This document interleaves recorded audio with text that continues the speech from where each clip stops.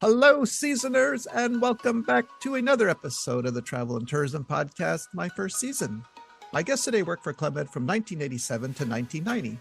She began her journey as a hostess at Club Med Cancun and went on to work in stunning locations like Moorea, Guadeloupe, Paradise Island, Sandpiper, and aboard the Club Med 1 in 1990. A graduate of San Jose University with a degree in marketing and communications, Tiffani first discovered Club Med during a summer break from college. And surprise of surprises, she is also connected to the Star Trek universe, and we're going to talk about that as well. Joining us from sunny Palm Springs, California, please give a warm welcome to Tiffani Lobue. Hey, Tiffani, how are you today? Hello, Greg. I'm so happy to be speaking with you. Me too. Thanks so much for being here. It's wonderful. This is where we're going to thank Lori Rogers Tarbu. So thank you, Lori, for putting me in touch with Tiffani. Thank you very much for the referral, because without Lori, this interview probably would not have happened with Tiffani. Right, Tiffani? That's correct. She told me about this a few months ago and gave me your contact information, and here we are. Nice. Are you ready to dive in? Let's do this. Okay, so I work for a university in Montreal, where I'm also a part-time student. As I mentioned in your intro, you went to San Jose State. Well, marketing and communications, first of all, they're two different things, right? I mean, in my university, they're two different things. How were you able to combine them? Well, the degree was marketing/communications. Oh, really? San Jose State, yes. And so I think the heading of marketing, can go in many different ways. The communication end of it was, how do you communicate your ability as a business or an organization within the marketing structure?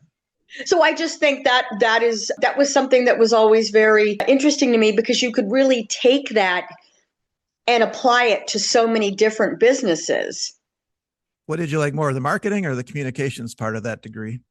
The marketing.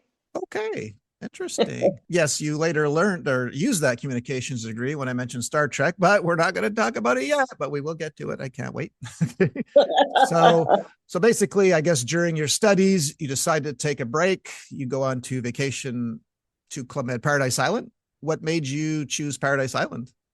Well, I saw the famous commercial, The Antidote to Civilization. And I thought, wow, that would be so awesome. And I had some money saved up, and I was going by myself.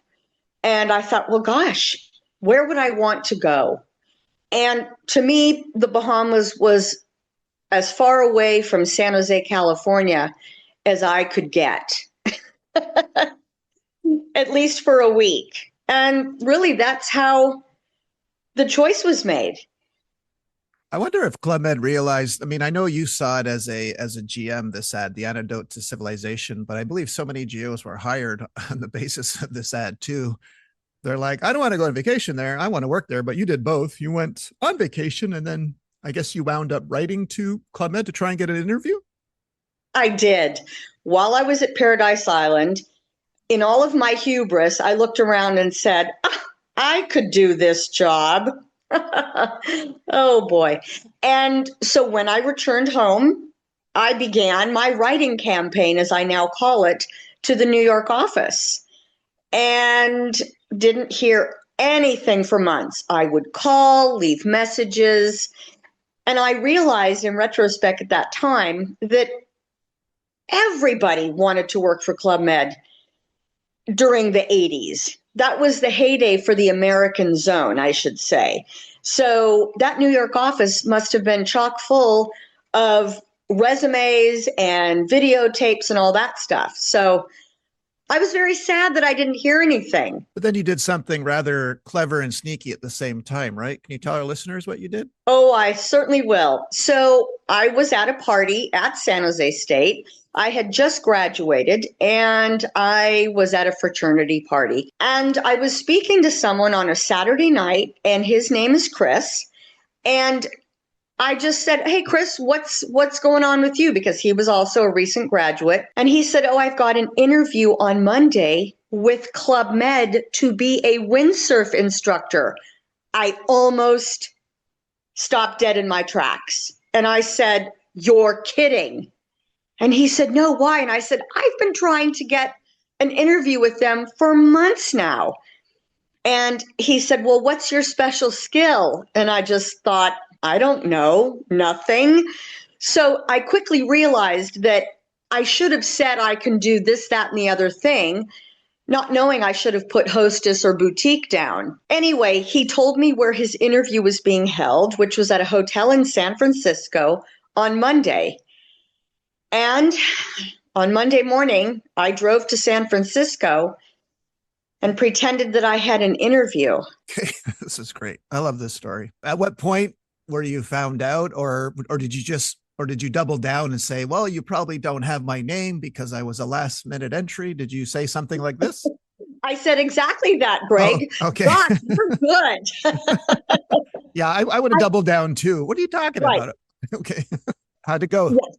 When I got there, I told them that a Jennifer called me over the weekend and told me to show up and to bring my stuff because there wasn't enough time to send it to the hotel.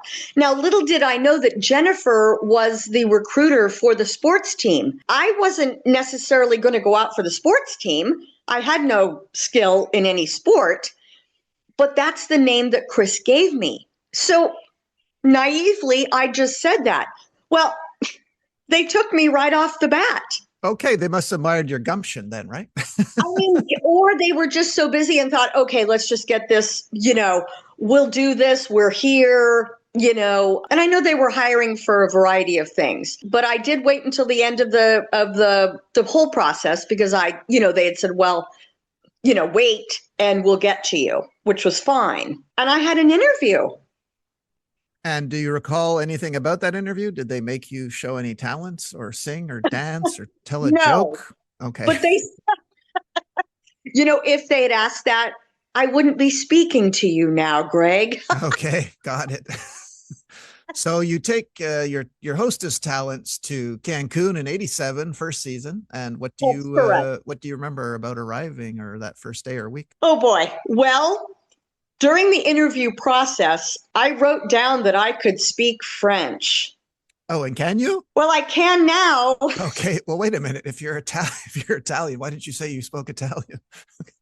No, because Club Med is a French organization. Ah, okay. True. But you could have also lied and said you spoke 3 languages. Okay. Well, that's correct. But I didn't, you know what? I only wanted to lie a little bit. Okay. Sure.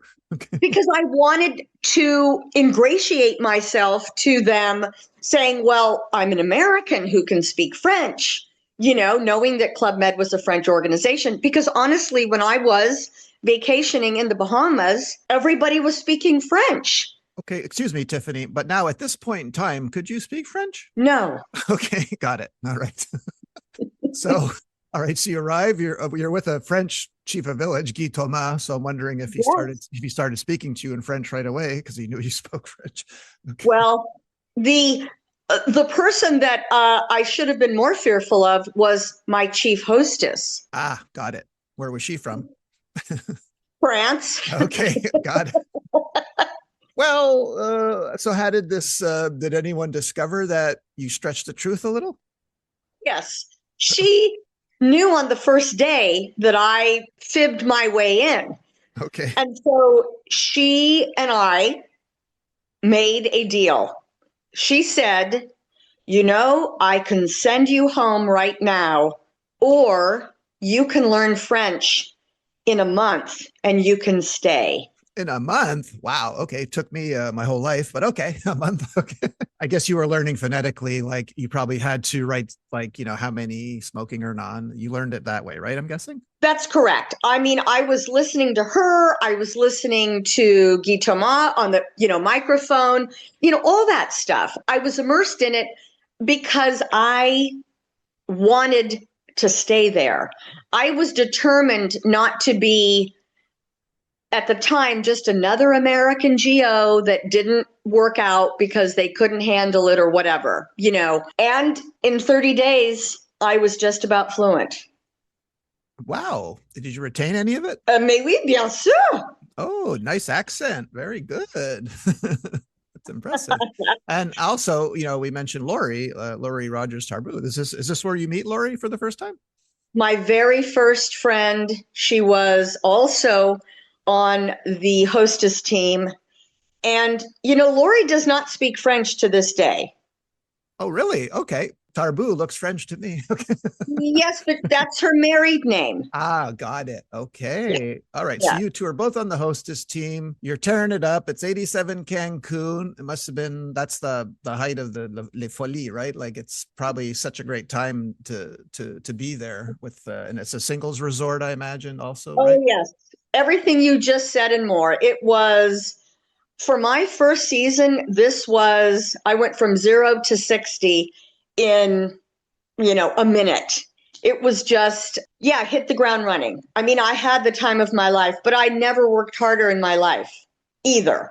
Now, being in the hostess, did you encounter any like hostess problems, like certain geos only wanting to sit with the beautiful women, or vice versa? Did any of that stuff happen? Because I do remember the hostesses, having to seat us, but so there was some strategy there, right? Am I right in saying that? You are correct. The issue and the underlying sort of situation there was that the hostesses became the matchmakers in the village.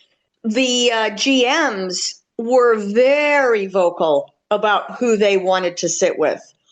The GOs, I mean, a little bit, but we had to eat so quickly back in the day that we weren't about to make any relationships at the dinner table. It was the GMs that wanted to sit with other hot girls, hot guys, all that stuff. And what are your memories, or do you have any interesting anecdotes about your first season? Oh, yes. I mean, I just remember that I had to follow 3 schedules: the geo schedule for the whole team, my hostess schedule, and because I was so gung ho, I had a rehearsal schedule to be in the shows. Oh, so you're one of those geos that went up to the choreographer and volunteered immediately, right? Well, I don't know that I volunteered, but I was chosen. So I thought, you got volunteered basically. I got volunteered. Exactly. Okay. Could you Good way dance? to put it. Were you a dancer? I mean, dancer, we did all the fun things in the village. You know, once a month, every service obviously did the GM show at the time, right? Where you took a group of GMs for an afternoon, taught them something, and then put it on the stage at night. So, I mean, I was all over that. That was my wheelhouse. Okay. And how long were you at Cancun? Oh gosh, well, for 6 months. Yeah. So you probably liked it enough to continue then, I'm guessing. Yes. I'm wondering if you were proposed Moorea, or they had a dream sheet back then where you could fill out the 3 destinations you'd like to go, or were you just needed in Moorea? Well, there was, quote unquote, as you say, the dream sheet. So Babette, who was my chief hostess, she had become a bit of a mentor to me at the end. I think she was A, surprised, and B, very shocked that I took her up on speaking French. And she knew that I was a hard worker. So she went to bat for me. And Tahiti to me was, oh my gosh, that was Shangri-La. If I could go work in Tahiti, that would be amazing. So I thought, you know what? I'm just going to go for it. So Moorea was my first choice. Bora Bora was my second. And then Guadeloupe in the French West Indies was my third. Oh, so you were still going to continue French language one way or the other then, right? Yes, I wanted to continue. I felt like Cancun, okay, I've done, a season in Mexico. And at the time, there were quite a few American-owned villages. And so those were so exotic to me. Well, you get to Moorea in 88. You're with another chief of village, a quite famous one, La Guitoune. And you are hostess here. So what did you think of La Guitoune? Well, he certainly was what I would consider an old school chief of the village. He was quite enamored with French Polynesia. He was married at the time to a French Polynesian woman, and they had a small child, a little boy. who was sort of the mascot of the village. He ran around and that was a honeymoon village at the time. And so it was a completely different atmosphere, very laid back. And, the vibe was different. I was still a hostess. And of course, my chief hostess was French. And it was a wonderful experience. I learned so much about the native people, and it was such an education for me. Well, it sounds like also paradise on earth, right, Moorea? You must remember the smells and the sights and everything, correct? Absolutely. Absolutely. And, we worked hard like we did in Cancun, but again, it was such a different pace. And so I had a little more free time, and I explored the island quite a bit. And of course, I made wonderful friends at that particular village that I'm still close with to this day. And that probably is the most special gift from that particular season. Well, looks like you wind up getting your third choice from your first dream sheet, because you're sent to Guadeloupe next season, 80-89, with Chef de Village Jeff Plantabla. What was Guadeloupe like? Was it in 88, was it singles or family? It was family. So that was my first time doing a family village, even a petite club. So really from very young children to teenagers, and quite a few more Europeans.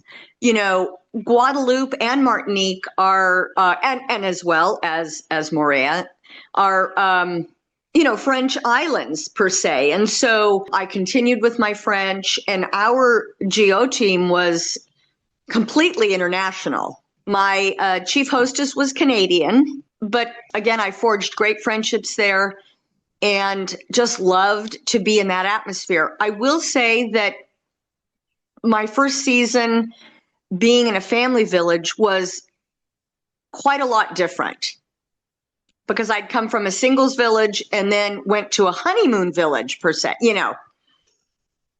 So you probably had a lot of rugrats running around the restaurant, quite chaotically is what I'm picturing. Yes, there were times, and you just learn to, because as you seat for breakfast, lunch, and dinner, there were sections just for petite club, mini club, teen club, and all that stuff. So, but yeah, they were running around, and you just go with the flow. And like every other GO, you probably looked at what these mini club and kids clubs GOs were you're doing, and you said to yourself, I am never, ever doing that job. They work very hard, right?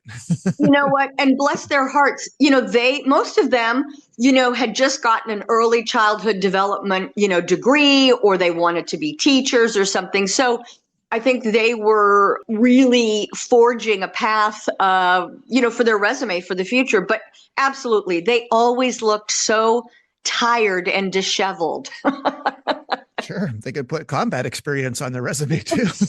No doubt. I was in Guadeloupe, the mini club. Okay. You're hired. I survived. Okay. Yeah. Yeah. Nice. And I guess you do a 6-month season in Guadeloupe, I'm imagining. Yes.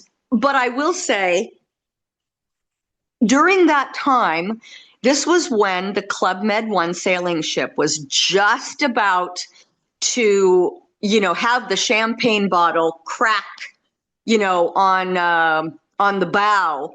And the New York office was looking for people who were GOs to train travel agents on how to sell the Club Med 1 sailing ship. Club Med was never in the water before.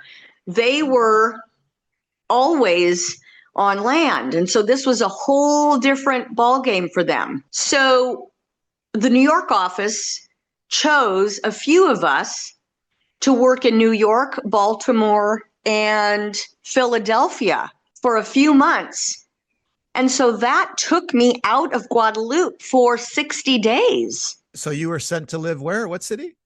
So we started in New York City, then we went to Baltimore, and then lastly, Philadelphia. That's pretty cool. I mean, that's kind of an honor to be taken out of the village for that, right? Absolutely. And I was, glad to utilize my marketing communication degree in a different way because I was happy to talk about Club Med. Obviously, I was living the lifestyle. And, in the 80s, travel agents that's who you booked your trip with. So they were the ones that could sell you on a Club Med cruise or a Club Med sailing ship. So we had all these materials and we got, call sheets every morning during the week in each city that said, okay, today you're going to visit, ABC travel agency on, West 53rd, and then you're going to go here. So there was, I want to say there was 10 of us total. And we went from New York to Baltimore to Philadelphia. It was such a great experience, Greg. I mean, I never traveled before I worked for Club Med. And now I'm, in these, big cities, pounding the pavement literally and working for an international organization. Yeah, what's also more impressive is you were asked to sell the Club Med 1 and none of you were on it because the Club Med, this is 1989 and Club Med 1 was built in France in 1990. So it's not like you were given a tour of it first and then asked to sell it, right? No, it was all, by, paperwork, and we saw pictures and we had stats and everything. So no, it was quite an unusual situation we were all in. But, the New York office was, they thought, well, we've got to promote this. And what better way to do it than with actual GOs? And it was really great. And the travel agents, for the most part, were so excited to sell this product because it was new. Okay, we will get back to the Club Med 1 for your last season, but I want to move to Paradise Island. So you go there after Guadeloupe. Essentially, you were there 3 years before on break for school. And now you're back there working. You already know the resort. You're like, step aside, I got this. So was it any different going back as a GO rather than a GM? Oh boy, was it different. Oh, well, you also got a promotion here, I believe, right? Yes, I was promoted to chief hostess because during the time that I was working, outside of Guadeloupe and doing all this other, selling the Club Med 1, I did a mini stage to be chief hostess. And so Paradise Island was the village they sent me to. And, it had all been refurbished between 86 and 89. And it looks like this is the fourth chief of village in a row you have from France. You're here with Bernard Vigier, correct? Yes, that's correct. And this was his first season as chief of the village. Oh, was it? Okay. So what's that like? I mean, he was, I found him to be very genteel, as they say. He was young and he spoke English perfectly. I'm not sure if he, had been in the United States or whatever, but he, for me at least, was different because he was sort of a new chief of the village, going into the 90s. And, Paradise Island, that village was primarily Americans. And well, now that you're chief hostess, did it come with its own sets of challenges? Well, it did because as the chief, you're a bit of a what do we want to say? A therapist. Okay, yeah, you're kind of like the bartender everyone tells their problems to, right? Except you're not behind a bar. Okay. That was true of the hostess job per se. You had the big wicker chair, in the main part of the village where you would sit and you had the almighty bar beads, right? And people would come and sit with you and talk to you and you were there. Your permanence was a 4-hour shift. But as chief hostess, you are also responsible for your other hostesses. So people would be late and all that stuff. And that's fine. I get it. We're all human. But so it came with that added, mothering aspect. Yeah, I could see that, like so and so is being a jerk to me today, or he's not talking to me. And then yeah, you Right. have to listen to these problems, right? Yes. So and so broke up with me and all that stuff. Yeah. Yes. Okay. Wow. Yeah, I never thought about it like that, but it's true. You're trapped there. You can't move for 4 hours while you're No, selling no. bar beads or giving out basketballs and whatnot, right? Exactly. That's right. Or, somebody's telling you that there's a light bulb out in their room and all that other sort of stuff, which, Yeah. which seems so minute now, right? I mean, yeah, but that was all part of the job. Okay. Nice. All right, then. Yeah, 1990 finds us in Sandpiper after Paradise Island. Another French chief. Boy, you went through them all. Jean-Luc Olivero. But interesting here because I believe you had two stagiaires for chief of village, Howard McCarley and Greg Snyder, right? Exactly. So truly, it was the best of all worlds because, I mean, Jean-Luc Olivero and his family were absolutely wonderful. They had children and they were so gracious to the team and treated us really like family. And then, Greg and Howard were coming up the ranks and they were working very hard. And Sandpiper, of course, was a big family village and, mostly an English speaking guest profile. So it was interesting. And I was so happy to be back on US soil only because I wanted to go to the movies and I wanted to go to a grocery store. Well, now you can, right? That's the unique Now I thing about can. Sandpiper, because when you were on, Paradise Island, you would have had to take a ferry to, Nassau and Guadeloupe. Probably not much outside the village. Moorea, really nothing outside. So yeah, now you're in Right. civilization for the first time. Exactly, which is so funny because, I wanted to leave civilization at the beginning, but realized that you do get island fever sometimes, and so it was nice to have that as a different season. Was your position chief hostess here as well? It was chief hostess. Yes. Okay. Anything different, like being a chief hostess in the United States or rather than the islands, or no, same job? I mean, same job. The village at the time was open to the public for certain meals. And so that became a very funny aspect, in my opinion, because it was a buffet, of course, and people from the area could come for lunch. And I believe maybe it was a day pass. I know they do day passes and such, but this was primarily for lunch. Because we were in a bit of a residential area, so we had, people who were not staying with us, but just coming in for lunch, and they were a hoot. Okay. Did you get a chance to golf at all, or like, because all these villages you worked at, did you ever want to try a sport you'd never tried, or did you just not have the time to do it? Well, I did have the time. Golfing was never my deal, but water sports became really something I enjoyed quite a bit. Like water ski? No. Okay. What was your guilty pleasure? Well, I loved to snorkel and to kayak. I tried windsurfing, terrible. Tried sailing, so bad. And then I was almost certified scuba diving in Moorea. But on my last dive, I came up too quickly and my eardrum popped. So Oh yeah. that was the beginning and the end. So snorkeling became my happy place, and it still is to this day. So Sandpiper was, obviously tennis and golf and that kind of thing. I love swimming, so I swam a lot in the pools, and we did stuff on the water as well. We did sailing and boat cruises and that kind of thing.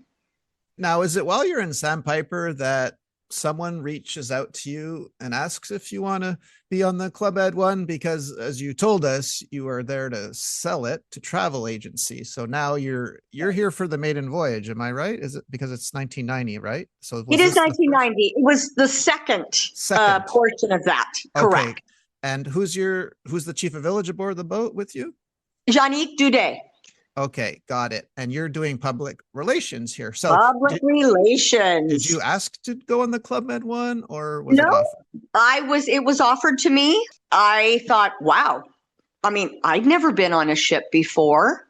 So I did it. And again, that public relations, that marketing communications really came in handy. Well, what does the job entail of a PR geo on board? That's a good question, Greg. I'm still trying to find out. No. So what was your day to day? Well, What was your day to day like? yes. It was really, it was customer service. So it was talking to people as they were having breakfast or going ashore. I was lucky enough to sort of be part of the excursion team because it was a very small group of geos because it was a small, sailing ship. There were only 300 people. And that, compared to doing a season on land was, very small. So I was able to go and help out the excursion team when they were on land touring Rome and Portofino because the ship was positioned in the south of France and the Italian Riviera for that summer. What were your other protocols? You mentioned some Okay, already. sure. Portocervo, Calvi, Portofino, Rome, Saint-Tropez, and Monaco. Or rather, Nice. Monte Carlo, I should say. Now you get to use the Italian and the French here. Yeah. Very nice. Okay.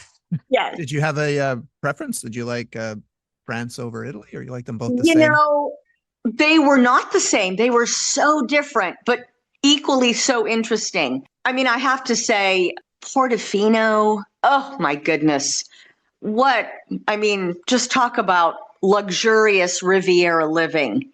And then, of course, Saint-Tropez, very famous, and then Monte Carlo. So it was a bit of both. It was, again, another dream come true. And did you get used to life aboard this ship? Because it's only 613 and a half feet long. So I can imagine the quarters were cramped. You're probably used to a slightly bigger room. Did you get seasick? What did you think about all that? Well, it was quite different for me. And having never experienced being on a ship before, I felt a bit claustrophobic, unfortunately. So the fact that I got to disembark the ship most days, I was grateful for. So were you asked to stay another 6 months, or you decided, you know what, that's enough of aboard the ship life for me. I'm going to try something else. That was enough for me. After 6 months, I elected not to go on the ship again. Okay, but glad you had the experience aboard the ship, I imagine. Yeah. Completely. Absolutely. I mean, there's an old saying, you don't know till you know. That's right. I always said I never wanted to do it until I saw it in the port of Bodrum in '99, and we got to tour it. And then all of a sudden I wanted to work aboard the ship, so you're right. See?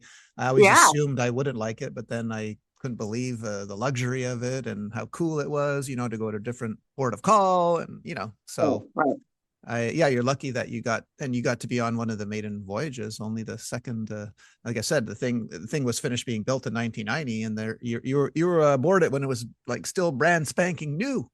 That's true. And the size of the ship being so narrow that we were able to go into ports that none of these large cruise ships can do. So really, that was. And I didn't know it at the time, but looking back, we were able to see things and go to places that not many other cruise lines can do. It has to be a smaller sailing ship. Yeah, exactly. Tiffani, let's just swerve away a little bit from Club Med. Then we're going to go back to Club Med because I mentioned in your intro, and you're the only ex-geo in 4 years of this podcast that has a Star Trek connection. So after Club Med, you took some acting classes, you get your SAG card, and you were on Star Trek Voyager the last 2 seasons, and you were basically a crew member on the show, right? That is correct. Are you a Trekkie, Greg? I think it's Trekker, I think they say now. Oh. Well, I like both. I love both Star Wars and Star Trek. Now, so was Kate Mulgrew, like Janeway, she was your captain? Well, she was the captain, but I was a Starfleet on the ship that we were trying to get the crew back to. Oh, got it. Okay. Right. So, but was Jerry Ryan on the show at the time too? Oh, Jerry Ryan was, and all the regular cast members. All right.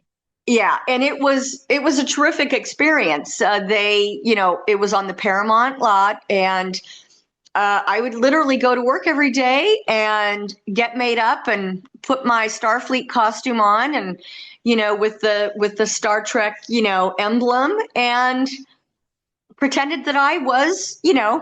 Now you weren't an alien, right? So you didn't have to go through No. 6 hours of makeup. So you got to be just No. a cast member. No. I guess from Earth, I guess. Yes, we were earthly beings. So, and that, and honestly, I don't think I would have done any of that had I not worked for Club Med, because in all of my naivete, when we were on stage at night doing all the shows, the theater would be packed. Well, little did I know that there was nothing else to do at night on those islands back then. So I had this false sense of, ooh, they really like me. Gosh, let me do this when I get back to reality.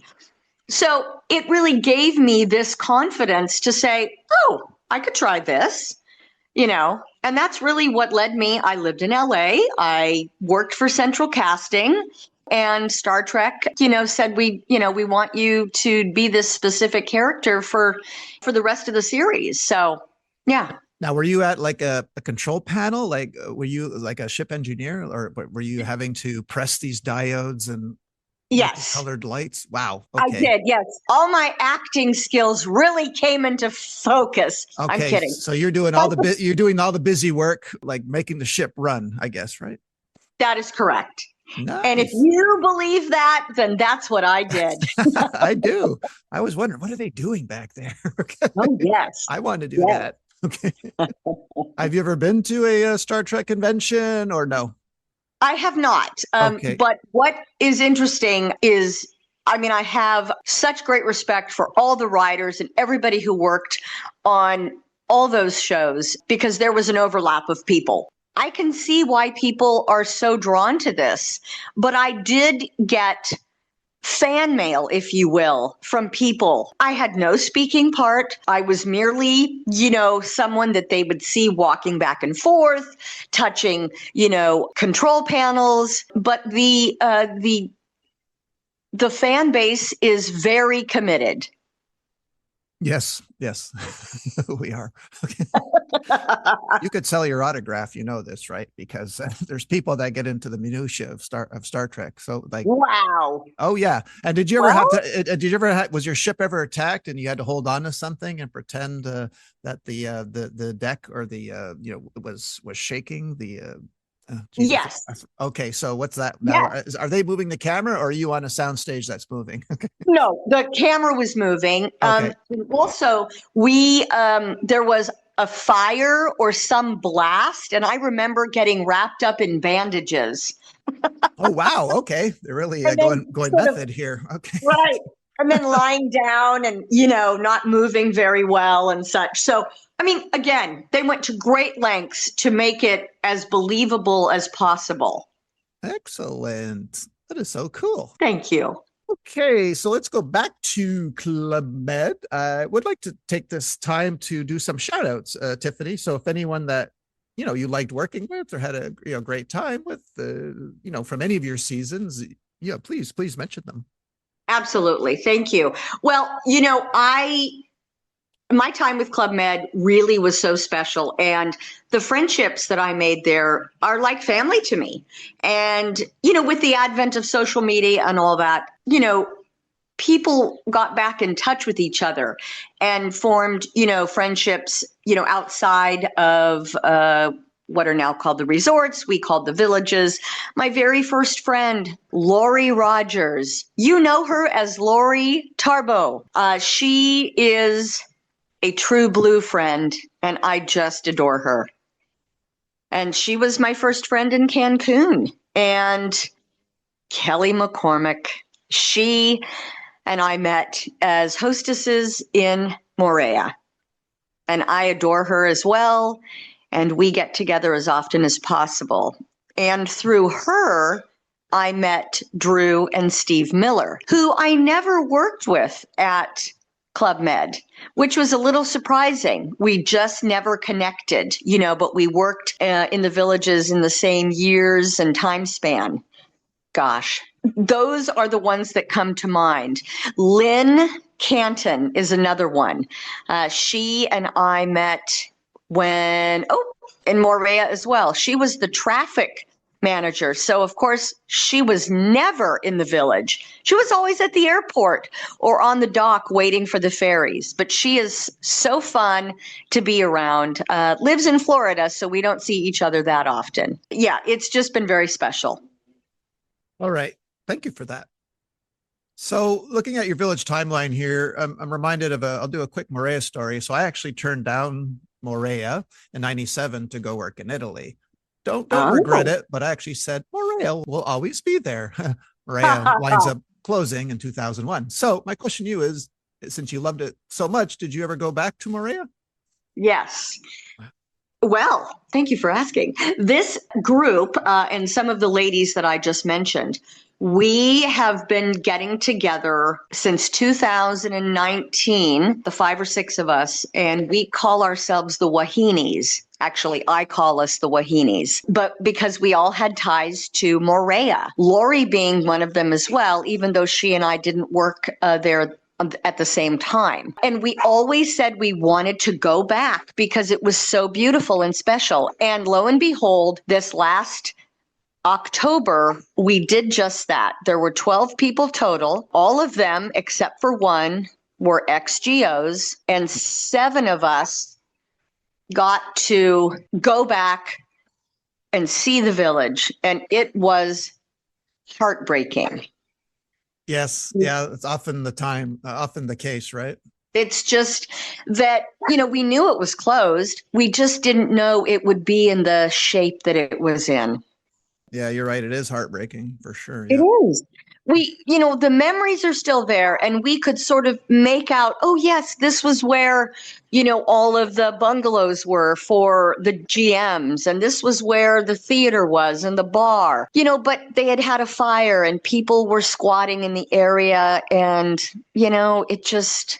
Yeah, I'm really glad we went. I mean, I'm glad that we went back to Moorea, and we actually did a Windstar cruise around all the islands because, we had been there 35 years prior. And many of the area had not changed because they have laws in place that they don't want big box stores or, large hotels. And so it was wonderful, but a very sad homecoming. But you're with your friends, and am I right that Wahini means woman? Is that right? Yes. Okay. Well, yeah, you have your own group. You have your own group of best buds. You're in Tahiti. I mean, that Yes. alone, I would take over anything. Okay. Absolutely. It really was, the trip took us 5 years to come to fruition because we started speaking about it in 2019. Then, of course, the pandemic. And so that pushed it back a bit. But then we all got our act together and said, okay, we've got to get something on the calendar. And we did just that. And really, it was a dream come true. It was so special. Yeah, it sounds like. Where's the next trip being planned? Do you know yet? Or is it too early? Oh, there is a trip coming up in, I believe, October of this year. I can't believe it's 2025. And I believe that Punta Cana is the spot. Oh, you're going back to the kids club, huh? Woohoo. Oh boy. Well, don't worry. That village is so spread out now, It's true. It's so massive. Yeah, and they've really renovated it since the late 80s, early 90s. So yeah. Right. Yeah. But cool. But I'd be in a foxhole with those Wahinis and we'd still have a good time. Nice. Shout out Wahinis. Yes. Well, this has been awesome, Tiffani. For thank you so much for doing this. Do you have any last thoughts on Club Med and your time there and your memories? Yes, I feel extremely lucky that I had the gumption to drive to San Francisco when I didn't have an interview scheduled. You know, sometimes when you don't know any better, the best outcomes happen. I'm not saying I'd recommend it, but for me, it was a turning point in my life and my career. I would have never gotten to see any of those places probably on my own. And it was such an education, and it was a very special family. And I have those memories, but I also have a very good work ethic because of working for Club Med. It was still the hardest job I've ever had, but I wouldn't give it up for anything. Well said. You know, and I'm thinking that, you know, that interview you kind of crashed in a way, unbeknownst to you, that was your first acting gig, right? Because, Greg, because what acting is just lying, right? So you showed up, you were playing a character. What do you mean? I have a scheduled interview today. that's right. It is real emotion in imaginary circumstances. That is what acting is, and that's exactly what I did. Yeah. And fast Because forward, you're on the deck of you know, you're on Star Trek Voyager. So Club Med exactly. in a way, you know, was your first acting It, gig. it really was. And it gave me the confidence, right? I mean, I had nothing to lose. Exactly. So you just go for it. That's right. Yeah. Awesome. Well, Tiffani Lobue, this has been so fun, and you know, and really thanks for Lori Rogers Tarbu for introducing us, making this happen, and I couldn't be, you know, happier to have it, you know, an actual XGO be part of the Star Trek universe as well. So this has been doubly exciting for me. So thanks for taking the time to do this.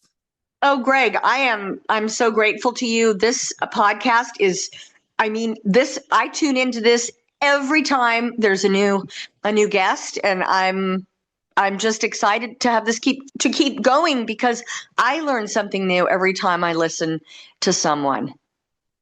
Oh, that's so kind of you. Thank you. Thanks for listening too. It means the world. Of course.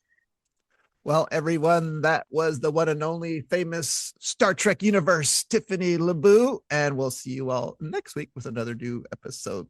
Say bye, Tiffani. Bye. See you.